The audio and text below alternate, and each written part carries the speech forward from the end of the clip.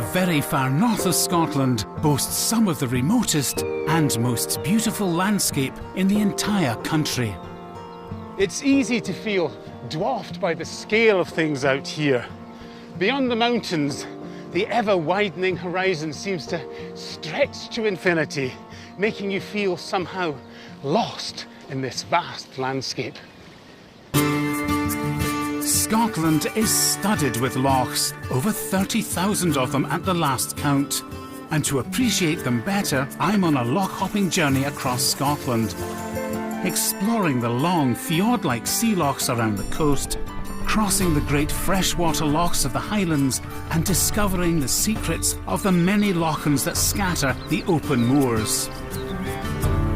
In this programme, I'm exploring the inner recesses of mainland Scotland's biggest cavern. I'll then have a lesson in balancing rocks before walking out to uncover the secrets of a lost beach. For this grand tour, I'm heading to the lochs of northern Sutherland.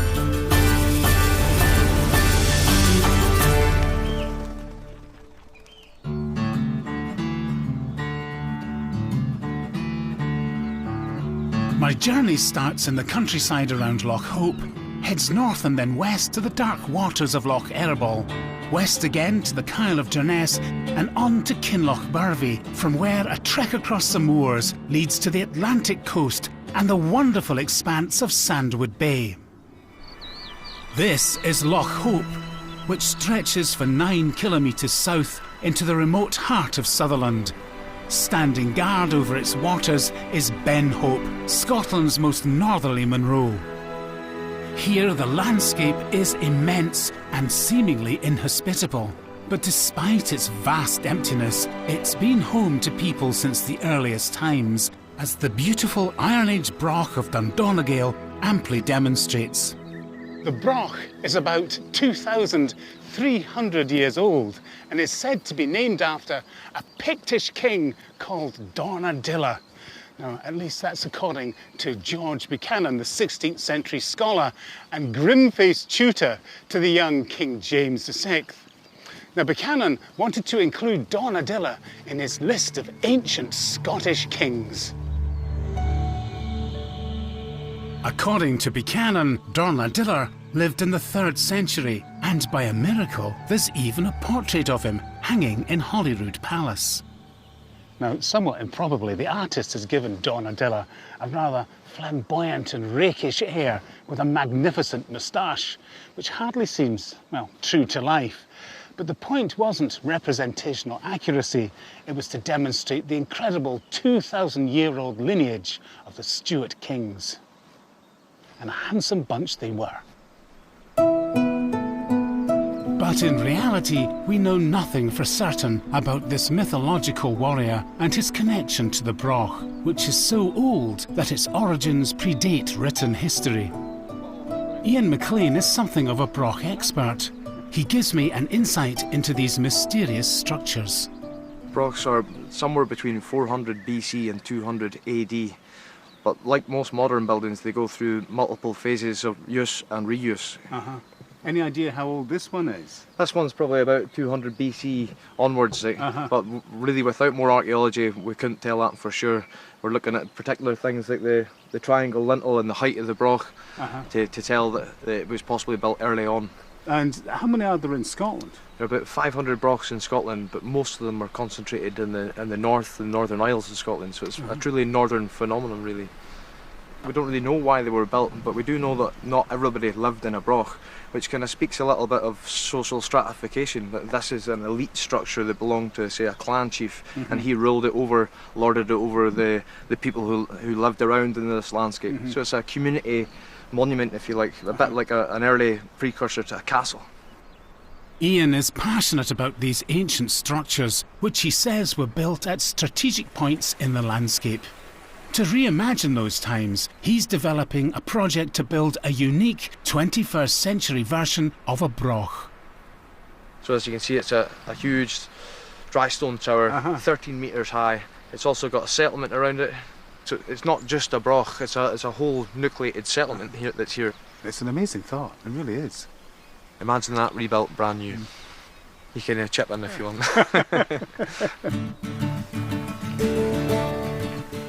Leaving Ian to imagine a future with ancient brochs, I continue along the shores of Loch Hope and down to the coast and the second loch on this grand tour, Loch Erebol. This is a magnificent arm of the sea that forces its way some 15 kilometres into the wild country of the far north. The remote location of Loch Erebol made it the ideal place to conduct a secret operation at the close of the Second World War. Into these cold northern waters, some of the deadliest weapons of the Nazi war machine bowed out of the conflict for good. Out there, Hitler's U-boats sampled the bitter taste of defeat. In May 1945, Loch Erebol became no stranger to the sinister outline of the so-called Grey Wolves. In fact, 33 of them surrendered in the loch. The crews were sent to prison of war camps and their U-boats sent to Loch Ryan or to Loch Foyle in Northern Ireland. Later, they were towed out to sea and sunk off the coast. I've got a photograph here showing one of the submarines that surrendered. Now that is U-1231, and you can tell that it was taken in the loch because of the mountain in the background. It's the same as the mountain behind me. Now, unlike other Grey Wolves, U-1231 never sank any Allied shipping and carried a less than deadly cargo. When U-1231 was escorted into the loch, she was found to be carrying a vast quantity of fine French wine. She seems to have operated as an underwater off-licence for the German Navy and never fired a shot in anger. The ultimate booze cruise. It's hard to visualise U-boats in the loch today. There is literally no trace of their presence anywhere, and their memory is fast becoming lost in this wild landscape. However, on the hillside above Loch Erebol, there's a more lasting reminder of wartime naval activity. There was once an unofficial custom to leave a more permanent reminder of a ship's visit. Now, when crews came ashore, some sailors would climb the hill and arrange large stones in letter shapes, paint them white, and spell out the name of their ship. On the windswept hillside, I meet Graham Bruce, who rediscovered the stones some years ago. Graham wants me to lend a hand repainting the stones that spell out the name of a great British battleship. So what's the name of the ship? Well, the principal one we're going to see is the Mighty Hood, the leader of the British Navy in the interwar years. The British Home Fleet would literally sail round the shores of Britain, and they came in 1934. 10 days they spent. And amazingly, these sailors were given shore leave on Loch Erebol. And you can imagine the reaction to that. What's there to do? What else could you possibly do on the side of Loch Erebol except climb a mountain and then, yeah, put some graffiti on a hillside to show that your ship had been anchored in the loch. After trudging over the heather for half an hour, we arrive at the stones. We've made it. HMS Hood. Yep, the biggest of the names on the hillside. Well, I have to say, the stone's a bit smaller than I thought. If we could do with some touching up. They could that. Have you got that paint? I've got that paint and I've got the brushes. Painting and decorating at altitude. Yeah, kind of different. For many years, the Hood stones were forgotten and lost in the heather until a chance conversation prompted Graham to look for them. Having found them, he then enlisted a group of pupils from the local school where he was head teacher to help restore them. What happened to HMS Hood after she visited here in Loch Erebol? Well, in 1941, she was sent to hunt the Bismarck, a very modern German ship causing havoc in the North Atlantic. The Hood was in the Denmark Strait off the coast of Greenland, and there she encountered the Prince Eugene and the Bismarck, and unfortunately received a direct hit, and unfortunately she went down with 1,418 men on board and only 3 survived. It's an incredible loss of life. Huge loss of life and a huge blow to British morale in 1941. And I imagine some of the men who painted and repainted these stones may well have been on board when the hood went down. Yes, it's quite possible they were. So it puts you in direct touch with history, doesn't it? It does, yeah. Repainting these yeah. stones just as men did Yeah. back in the 1930s. Absolutely. I leave Graham painting the stones and make my way back towards the shores of Loch Erebol, where I meet up with Lotte Globe, a Danish artist and ceramicist who's made her home here for the past 20 years. Lotte is inspired by nature, the colours and textures of the hills, the sky and the sea. She also incorporates the things she finds on her long walks into the work she creates, especially in her celebrated ceramic books. Well, the idea came from when I very first was climbing Ben Spearnard up here, and I always love rocks. And there's a whole row of rocks like a bookshelves What, on a cliff face? on a cliff face, and it looks exactly like books. And I thought, oh, I'd like to make a book with rocks in from my walk. And that was basically how it started. Books are something very important in my life.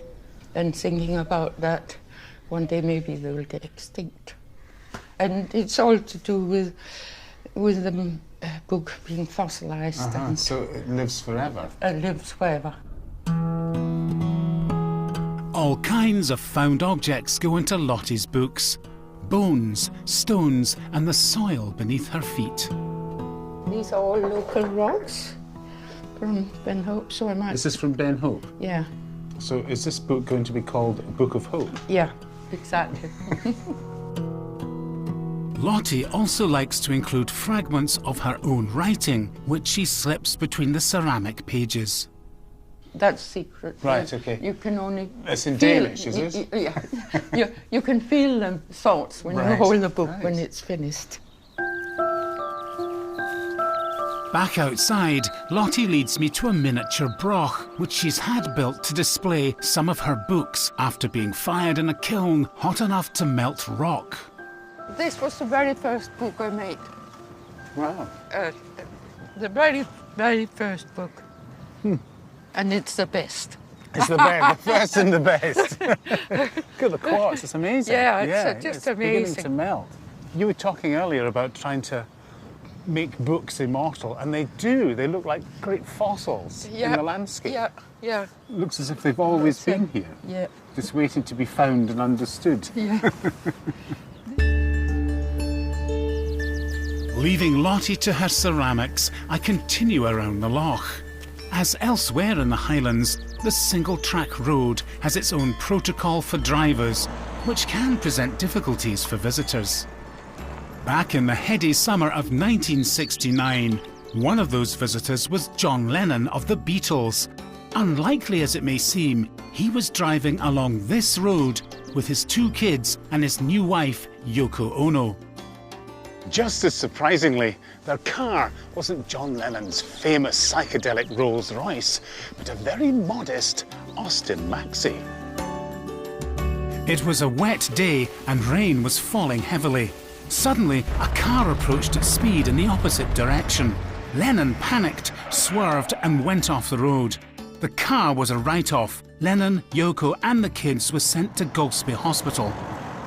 So what, you may ask, was the internationally famous superstar and Beatle doing so far north and so far from the lights of celebrity? Well, the answer lies in the little village of Durness, just around the corner from Loch Erebol. This is Durness, population about 400, overlooking the beautiful sands of Sango Bay. This is where John Lennon spent his boyhood summers, staying with Scottish cousins in a cottage by the sea.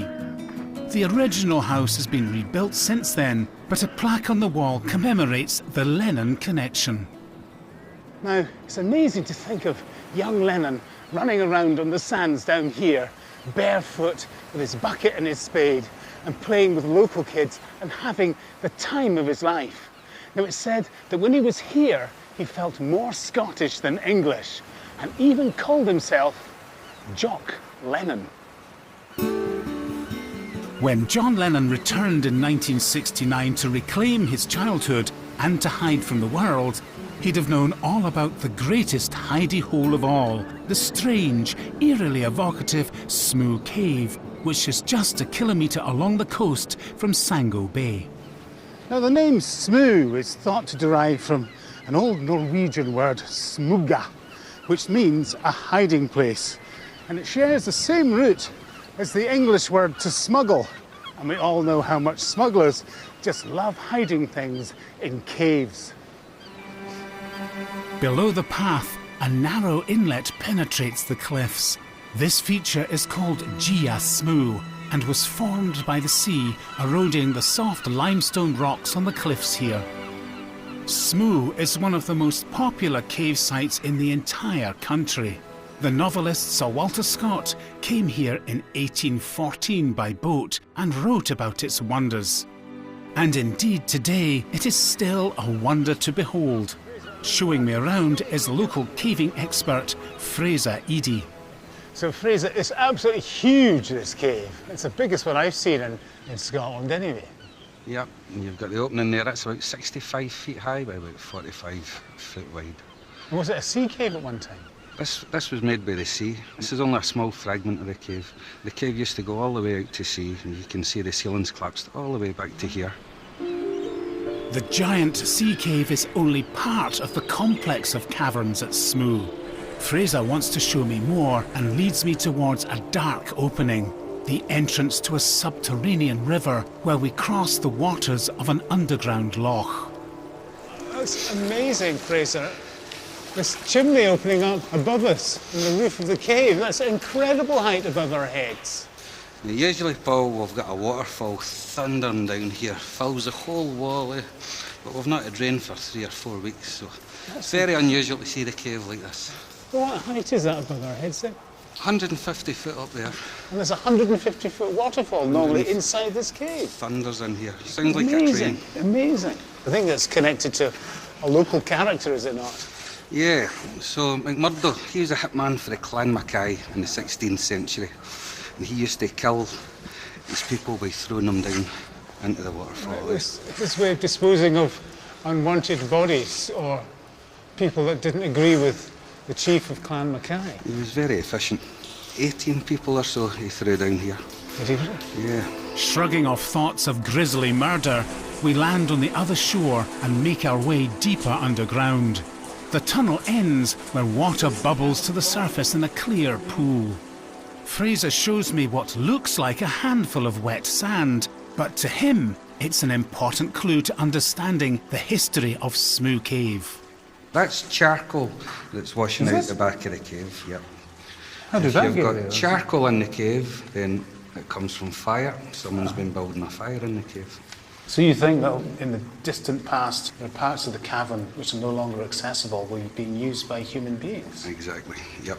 I think there's a chamber back here, yet to be discovered, where people were once living. For the last 5 years, we've been digging a tunnel from the first cave, trying to break into it. And it's an eerie place as well. And I can hear, is that a waterfall? I can hear in the distance. Yeah, there's always noises in here. The scary part is when you hear voices and you know you're in here yourself. Right. That's when it gets scary. Well, you've heard voices. Yeah, when we're in digging. So quite often when I'm in digging, I've been digging all day and the waterfall's going, there's a lot of noise in here. And when I'm coming out with the spoil, you would swear you could hear children's voices outside. When you come out that little opening, the cave's empty. But of course, in myth and legend, the underworld was associated with terrible things, darkness, the devil. Yeah. So are you sure the noises that we can hear off are not really voices of ghosts? Do you know, I think I'm going to cancel my digging. I'm going to find a new job. I'm getting scared in here.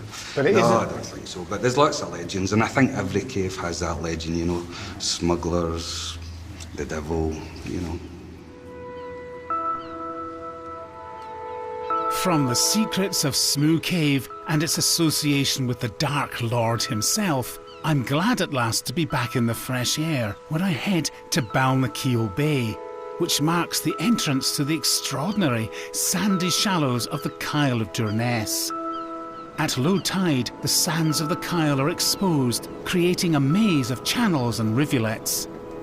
But even here, the mysteries of Smoo Cave cast a long shadow. Down at the old burial ground and ruined church is a curious grave. Inside the roofless ruin is a tomb positioned against the south wall.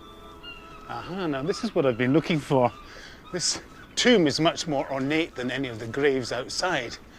And it's full of ornate carvings. And down here, we've got the image of an archer firing an arrow at what appears to be a deer. So we've got a deer hunt going on. And here we've got a skull and crossbones to remind us of the inevitability of death and the grave.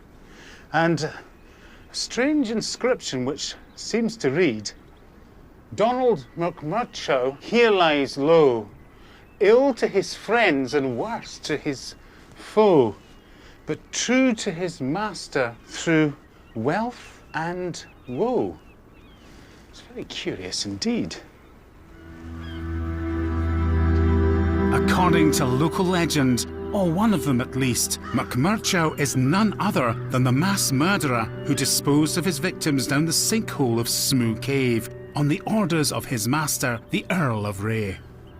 It seems that Donald McMurtchow was fearful for his soul in the afterlife and paid the princely sum of £1,000 for the chance to be buried in the church to improve his chances of redemption. But he was considered to be far too wicked for that. However, the church authorities did reach a compromise and allowed his remains to be buried in the wall. And there he still lies, in a kind of no man's land between heaven and hell. Putting all wickedness behind, I leave Balnakeil and cross the wilderness beneath the mist-wreathed peak of Foinavan, continue along the shores of Loch Inchard to the west coast and Kinloch Barvey, known to locals as KLB. Huge refrigerated trucks collect fish from the large fish market in the village and carry it to restaurants across Europe. But I'm less interested in the harvest of the seas than the rocks around the town. Just down the road from KLB, I meet up with master craftsman George Gunn, who's keen to pass on his skills to the younger generation. You have basically two outside skins of stone. You've got an outside face, this outside face here, and you've got the same on the other side. And they're built up to try and cover the joints between the stones, the same as in brickwork. And then the inside has all these smaller stones called hearting. It's very important because when you build the bigger stones in, they need pinned from the back to stop them wobbling. So like with most things in life, you need a good heart. You do, yes. George has been building dry stone walls for 36 years now. It's a skill that's taken him around the world, from Holland to the States and to New Zealand. For those who've been bitten by the diking bug, he runs courses and workshops in building techniques that go back to the ancient Broch builders and beyond. So I think we'll put this long one in. Right, do you want a hand with that? So if you take that corner, wind your feet all these stones, and we'll sit it up on top here. You have to do this by yourself, do you? Yeah. Ooh, fingers, watch. Yeah, and wind your fingers. There we go. Up this way a little bit. There. Is that any good? Seems to That's fit good. pretty well. Stable. Yeah, just like that. Yeah. One of the first big contracts that George undertook was the restoration of 30 miles of dry stone dikes on a local farm. It was something of a learning curve. I said I would work there 3 days a week, and I was there 3 days a week for 10 years before I got it all under control. That's a lot of wall. 30 years. You always knew there's something to do on the Monday. For the final part of my grand tour, I'm passing the township of Old Shoremore and on to the end of the road at Shigra, from where I trek past the little Loch na Gainniv and over the lonely moors to Sandwood Bay. I've always wanted to go to Sandwood Bay, but until now, I've never had the chance, so I'm really looking forward to this last leg of my grand tour. Now, it's billed as one of the remotest and most beautiful beaches in all of Scotland, and I can't wait to see it for myself. The trouble is, to get there involves a pretty stiff 13-kilometre hike across the moors, there and back again. Historically, Sandwood was always regarded as remote. In the 17th century, maps noted that it was an area of extreme wilderness where wolves roamed free.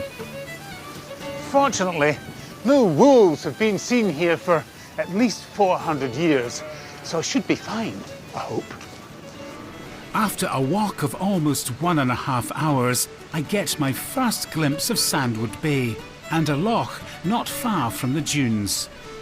Now, this is pretty much your first view of the magnificent Sandwood Bay with its breakers crashing in on the beach.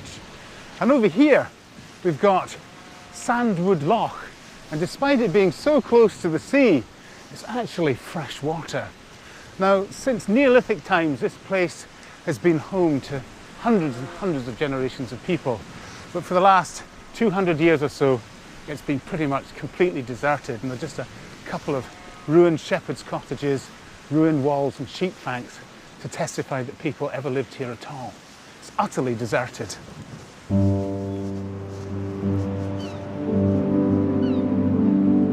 Reaching the beach, I'm exhilarated by the huge, sweeping expanse of sand in front of me, stretching for 3 kilometres north towards Cape Wrath and Scotland's northwest corner. To the south stands the impressive sea stack of Ambuchel, which in English means the herdsman. It towers 65 metres above the sea. Amazing to think that it's a popular rock climbing destination. There's something really exhilarating about the sheer scale of things here at Sandwood Bay, especially when you see the North Atlantic pounding the shore. There's nothing really between here and North America, thousands of miles away, and it makes you feel very insignificant, almost lost in the landscape, which makes this a fitting place for me to end my grand tour from Loch Hope to Sandwood Bay.